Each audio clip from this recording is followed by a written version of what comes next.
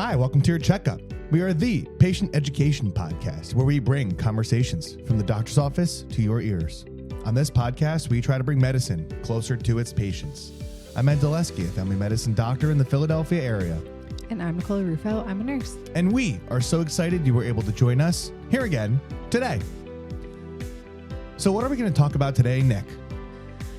Today, we are talking about this new executive order around vaccines, and we're going to beat a dead horse a little bit because we're going to talk about some of the science of it. That hasn't changed. That hasn't changed. In case anyone needs a refresher. You know? Yeah, I think this is... medical decisions are being and recommendations are being made by people who are not physicians. Or scientists. Or scientists, for that matter. Yeah. This is an easy one for us to get emotional with or there are charged. Yeah. There are like very few things in life that I am very passionate about. One of them is vaccines and the basic science that's been around for years about that. My hatred for puddle jumpers is another one. Very passionate about that. The things, the floaties that attach to the kid's arm and then goes around their torso or their chest. Very passionate about hating them because they teach kids how to drown instead of how to float or swim. And if puddle jumpers have no haters, I am dead. And if you have one of them for your kids, put it out with the next trash day. You don't need it. This is such a funny open. And let's see. Vaccines, puddle jumpers. What else are we passionate about? This top two come to mind, really, that I would love to go on a rant about. Maybe we'll make a spot for you here just to try to harness that passion. Nikki's rants. Into something meaningful. So a good phrase that we always hear in medicine is ask questions. Mm-hmm. And usually it's good advice. But in science itself depends on questions. Medicine advances because somebody asks whether what we're doing actually works. And we test assumptions, we collect data, we challenge old ideas. And we tell patients to ask questions all the time. But I think there's probably another part of science that we don't talk about enough. At some point, after we've asked a question over and over again, studied it in different populations, collected enormous amounts of data, and consistently arrived at the same answer, we have to be willing to accept what we've learned. Mm-hmm. Because otherwise, we're not practicing healthy skepticism anymore. We're just refusing to accept an answer. Yeah. And just because you don't understand something doesn't mean that it's incorrect. Exactly. And I think that's where we're headed right now in an important conversation about childhood vaccines. So, for anyone who may not be aware, recently President Trump issued an executive order calling for significant changes to how childhood vaccines are recommended and administered in the United States. The American Academy of Pediatrics responded forcefully, and their argument fundamentally is pretty simple. The science hasn't changed. There isn't new evidence demonstrating that the childhood vaccine schedule is unsafe. There is not new evidence showing that routinely separating vaccines makes children safer. There is not new evidence that demonstrates that separating the measles, mumps, and rubella vaccine into individual vaccines is safer. And there absolutely is no evidence establishing that vaccines cause autism. These aren't questions. There still isn't. There hasn't been. I don't know why we're still running with this. Me neither. It actually makes me so mad. It makes me very upset. And these aren't questions that we forgot to investigate. They've been studied. So today we're not going to take every vaccine controversy and pretend like we're starting from scratch. But instead, we'll talk about something bigger. What does it mean to trust science after the science has actually been done? So, like we've said, the science has not suddenly changed or disappeared. So what happened was the guy running our country, President Trump, signed an executive order calling for changes to the childhood vaccine recommendations. So there are several components. Some of the major ideas are reducing the number of vaccines routinely recommended for all children, separating vaccines across medical visits, namely the MMR vaccine, which is measles, mumps, and rubella. It's all in one vaccine, and this is going to separate them. Right. Is the idea. Yeah. So the people who actually have an idea of what they're talking about, the American Academy of Pediatrics, has been strongly pushing back against this idea. And why would you say that? Because, again, what we're saying about once every 60 seconds, there is no new evidence. And that's not a theory that there's no new evidence. There really just is not any new evidence. You know? And we don't mean that rhetorically, that there's no new evidence. That's the question we should ask anytime someone wants to significantly change established medical practice. What did we learn that caused us to change our recommendation? Maybe a new safety concern was discovered. Maybe a large study was conducted that the existing approach doesn't work. Maybe disease patterns changed. Measles. Medicine changes constantly. But this constant change, this reflective nature of science sometimes pits the public against physicians anyway, because people then say, well, doctors used to say this and now they say something different. But that's exactly how science is supposed to work. Yeah. If better evidence comes along, I would want medical recommendations to change. And changing your conclusion because the evidence changed isn't weakness. That's literally the entire point.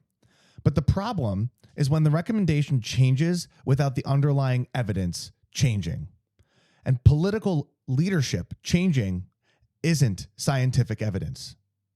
That's what happened here on August 10th. Because politicians are not scientists. Yes. In case anyone didn't know that. And if you read the order, it also showed that they did a scientific review, which is not available, from the Health and Human Services, which is run by a non-scientist himself and avid vaccine denier RFK. This place is crazy, man. So that's the group that was running the scientific review for this program.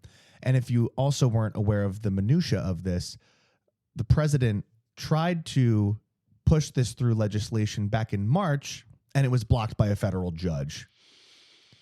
So he just went around the whole process. Yeah. Anyway, Just going rogue. that's not what this is about. Yeah.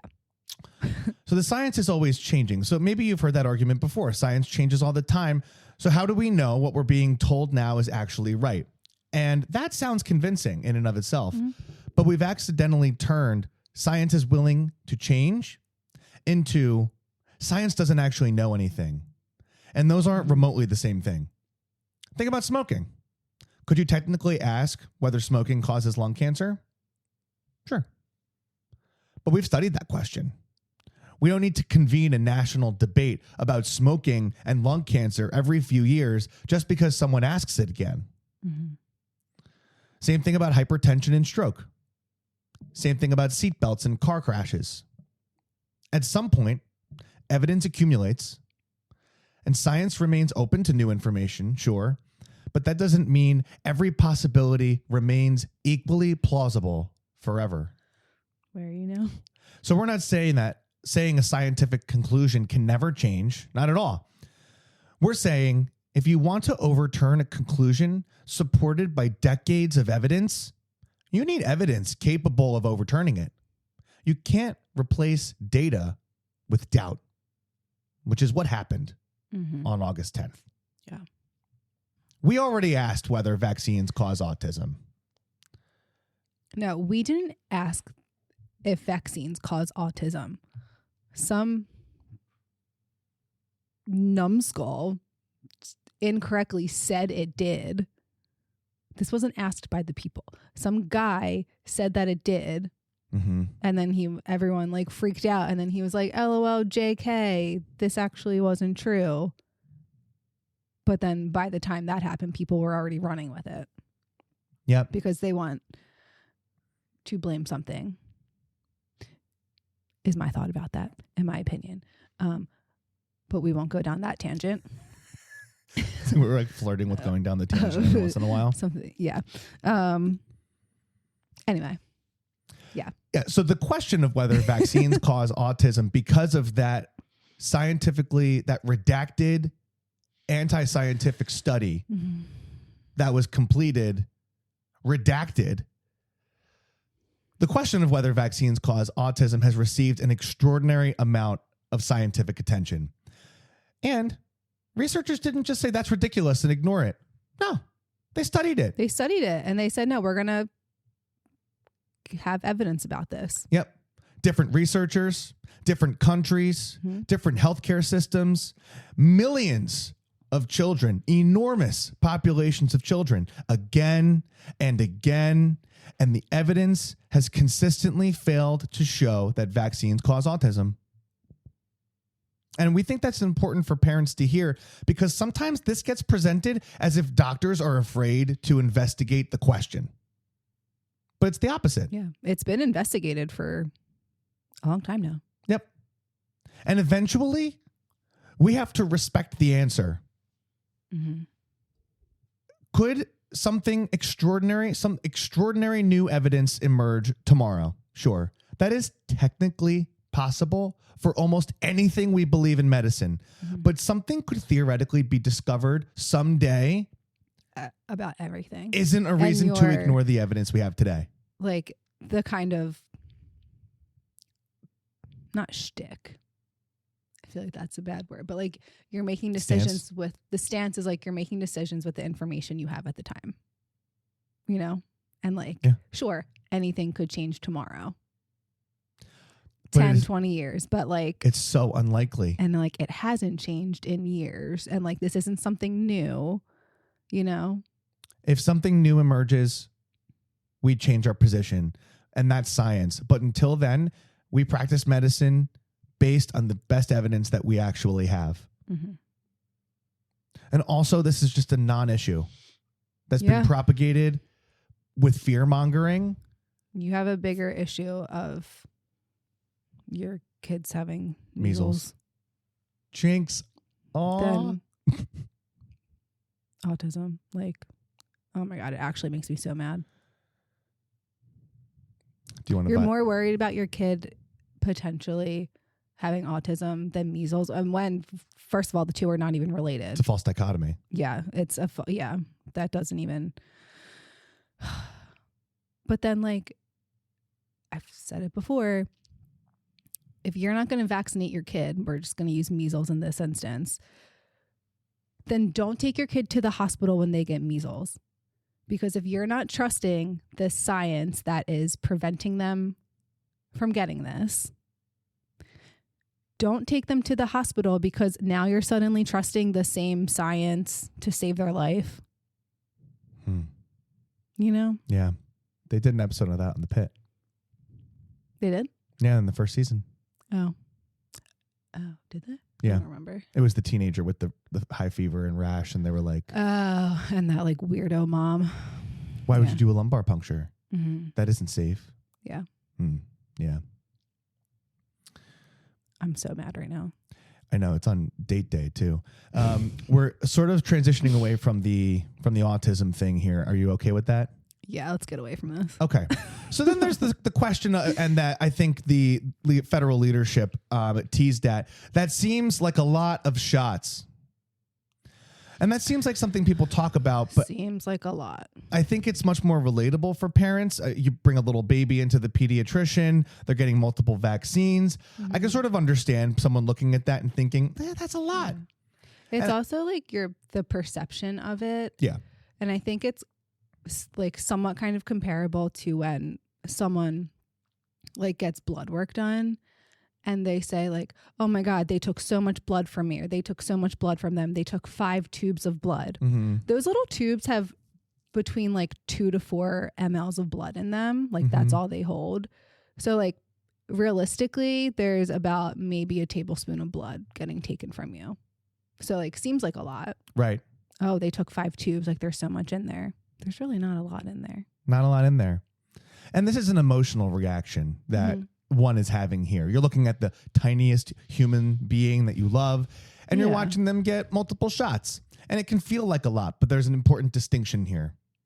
Feeling like something is medically dangerous and something actually being medically dangerous are not the same thing. Yeah. The number of syringes we see isn't a scientific measurement of risk. We don't determine whether a baby's immune system is being overwhelmed by looking at their thigh and deciding that 3 needles seem scary. We study it. And it has been studied. The vaccine schedule considers the real vaccine schedule, the one from the American Academy of Pediatrics, considers when children are vulnerable to particular diseases, when their immune systems respond effectively, and how many doses are necessary, how vaccines work when administered together, and what safety data show. It's not random. It's not blasé. But you know what is? Things that are happening like now are random. But the recommendations that are being made now are random and just based off of sentiment and emotion and the court of public opinion. That is, everyone's entitled to your opinion, but some are wrong. Yes. Yes, they are. Any feelings about that? What feelings about that? Well, I might offend people, so. Okay. So then the next element of the executive order was, okay, why not just space them out? Sure, maybe every vaccine is safe, but why can't I just space them out? Because intuitively, maybe that sounds like a cautious middle ground. But this is one of the places where institution and evidence can separate. More spread out doesn't automatically mean safer. If we're going to recommend an alternative vaccine schedule, we should have evidence that the alternative provides a benefit. And meanwhile, delaying a vaccine has a very obvious downside. The child remains unprotected longer. Measles doesn't know you're planning to follow up on an alternative vaccine schedule in 6 months. Pertussis doesn't have to wait until your next appointment. Neither does meningitis. The diseases we're trying to prevent don't care when it becomes more convenient for us to vaccinate. And there's another part of spacing vaccines out that we think gets completely lost, is that someone has to bring the child back. And that's something that sounds simple on paper, but is very different in the real world.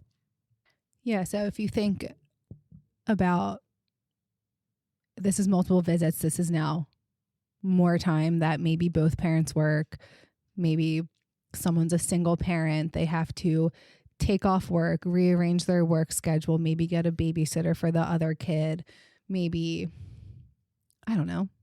It's like not always an easy task to just take your kid to the doctor. There are a lot of different factors in play and like reworking of the day to do that. So now you have to do that all over again. And then you have to do that all over again. And then you have to do that again when like you can do multiple in the same visit because that's what's been studied. Yep. It's like get everyone in the car, drive to the office, park, have an appointment. And then also like you're sitting in the waiting room where there's probably sick kids. So like you might be exposing your like little baby who's otherwise now been unprotected from things. I don't know. There could be like a snotty, nasty little kid with RSV in the waiting room. And now you're exposing your newborn to that. Or maybe that you don't have transportation to get to an appointment. Or that too. Or that there is cost associated with every single appointment. Or there are a finite number of people who are taking care of these children and appointments to do that. Now the vaccines that could have all been given safely at the original appointment have been delayed. And it will be delayed. An MMR vaccine, having 3 vaccines, will need 3 separate touches on the system And it's twice. It happens. It happens at age 1 and then 4 years old again. Now it's 6 touches on the system, which is multiplied over how many children. It's just untenable. Yeah. And then that's also taking on like the office side of things. You're now taking up 6 visits. That could be 1. So that could have been like maybe a kid needs like a sick appointment that day, like someone who actually needs to come in and like see their doctor and is sick or whatever, like has an issue. But now that kid has to wait or they go to the emergency room. Yeah. So these burdens aren't distributed equally either. If you have flexible work, reliable transportation, paid time off, childcare, and a pediatrician with plenty of appointments available, maybe an extra visit isn't annoying for you. But if you're paid hourly and missing half a shift means losing money you need for groceries, that's different. You rely on public transportation, that's different. Is the pediatrician 45 minutes away? From the child's perspective, spreading vaccines out can also mean more separate experiences of coming into the office and getting a shot. So the idea that separating them out is inherently gentler of an option deserves scrutiny, much like the other option has. More appointments, more logistical burden, potentially more needle encounters, and most importantly, more time without protection. So if we're going to impose those costs on families, there should be evidence that we're gaining something medically meaningful in return. And right now that evidence doesn't exist. Fair? Mm-hmm. Okay. So the MMR vaccine, specifically to talk about MMR, because in the last few years, our society has been plagued by a resurgence in measles. MMR protects against measles, mumps, and rubella. We've done a whole episode on this, actually. It's one vaccine, and we've accumulated decades of experience with it. The proposal to move towards separate vaccines raises exactly the same question. What evidence demonstrates that separating them out makes children safer? Because changing from a combination vaccine isn't automatically a more conservative medical decision. You have to compare outcomes. What happens to protection? What happens to completion rates? What happens to the number of medical visits? What happens to the number of injections? And most importantly, is there evidence that children are actually healthier as a result? We shouldn't confuse doing more things separately with practicing safer medicine. There are a lot of reasons that this matters right now, and these aren't diseases that only exist in history books. Vaccines have been so successful that many of us don't remember what the world looked like before them. Many people weren't alive when these diseases were here. Most parents today haven't watched a kid struggle to breathe because of diphtheria. They haven't watched a child become paralyzed because of polio. Many physicians practicing today have seen very little measles. That is one of perhaps the most robust scientific advances of our time. But when prevention works extremely well, eventually people stop seeing the thing we're preventing. Yeah, it's like fake and abstract because it like doesn't exist anymore. But that was the whole point. That's the whole point. And now you guys are all ruining it. Yes. And then prevention starts to look unnecessary. The risk from vaccine appears visible. Your child gets the shot. Their arm hurts. Maybe they get a fever. The disease that didn't happen is invisible. You didn't see the hospitalization that didn't happen. You don't meet the child who wasn't permanently injured. You don't experience the outbreak that never occurred. That's one of the fundamental challenges of preventative medicine. It's one of the greatest successes of our modern time. And there are often things that will never happen because of it. So I guess one concern I have is that some people will hear this and will basically say, stop asking questions and just trust doctors. And that isn't the entire argument. Doctors and nurses can be wrong. Medical organizations can be wrong. Government agencies can be wrong. Science has been wrong before, but here's the important part. Science gives us a mechanism for figuring that out. We conduct studies. Other researchers examine them. We try to reproduce findings. We collect larger data sets. We monitor outcomes after treatments and vaccines enter widespread use. Evidence accumulates. So when I say trust the science on childhood vaccination, I'm not saying trust this one doctor. I'm saying trust the accumulated overwhelming body of evidence. So, Nikki, when does healthy skepticism become something else? It's always important to ask questions. But when asking a question becomes the substitute for actually engaging with the answer, that's kind of when the healthy skepticism becomes, problematic. Yeah.